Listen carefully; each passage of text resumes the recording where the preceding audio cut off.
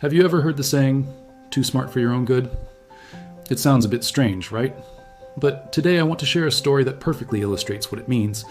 It's a powerful tale about education versus judgment, and it might just change the way you think about success. Picture this. There's a man, a simple, hard-working guy, who sells the most delicious hot dogs you can imagine from a small stand by the roadside. He's not what you'd call book smart. In fact, he can't read, he doesn't own a television, and he's never paid much attention to the news. All he knows is his craft. He knows the perfect way to grill a hot dog, the freshest buns to buy, and exactly what his customers want. And his business? It's absolutely booming. People come from all over just for a taste. He puts up signs along the road, shouts out friendly greetings to passersby, and always has a smile on his face. He believes in his product, and his passion is contagious. He orders the best quality sausages and bread, convinced that his customers deserve nothing less. Life is good, his hard work is paying off in spades. Then one day, his son comes home. This isn't just any son, this is his pride and joy, fresh out of a prestigious university with a degree in economics. He's sharp, well-read, and full of modern knowledge. Seeing his father's bustling little business, the son pulls him aside with a worried look. "Dad," he says, his voice full of concern, "haven't you been watching the news? Don't you know we're heading into a major global recession? Things are getting bad out there. Our business is going to take a huge hit." The father listens intently. His son is educated, a college graduate. He must know what he's talking about.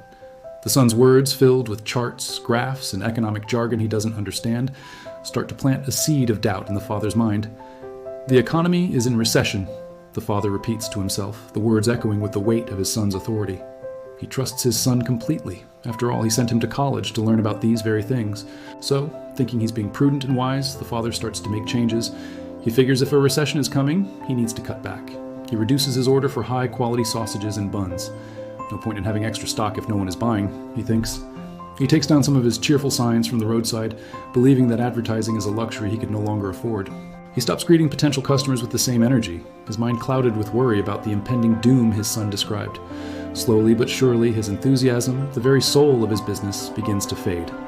And what happens next is exactly what you might predict. Customers start to notice the change. The hot dogs aren't quite as good as they used to be. The once vibrant stand now seems a little gloomy. The friendly man who used to call out to them is now quiet and reserved. So the customers stop coming. First a few, then more, until the once long lines dwindle to nothing. The business, which had been built on passion and hard work, collapses. The father, standing by his empty hot dog stand, lets out a heavy sigh and turns to his son. "You were right," he says, his voice filled with resignation. "The recession really did hit us hard." Now, let's pause here. What really happened? Was it the recession that destroyed the business, or was it the belief in the recession? This story holds a profound lesson. The son had the education, the data, the theoretical knowledge, but the father had the experience, the grit, and the connection with his customers. The son had the what, but the father had the how. The moral of this story isn't that education is bad, far from it. Knowledge is incredibly powerful, but knowledge without wisdom, courage, and real-world judgment can be misleading, even destructive. The son's education predicted a storm, and in response, his father poked a hole in his own boat. True success in life and in business is a blend of different qualities. It requires the character to stand firm in your beliefs, the confidence to trust your own instincts, and the courage to take action even when others are paralyzed by fear. A degree on the wall is a fantastic achievement, but it doesn't automatically grant you good judgment. Wisdom is knowledge applied with experience and a deep understanding of human nature. The father lost his business, not because of the economy, but because he outsourced his own judgment to someone else, even someone he loved and trusted. He stopped listening to his customers and started listening to a fear-based prediction. So, remember this story the next time you're faced with a challenge.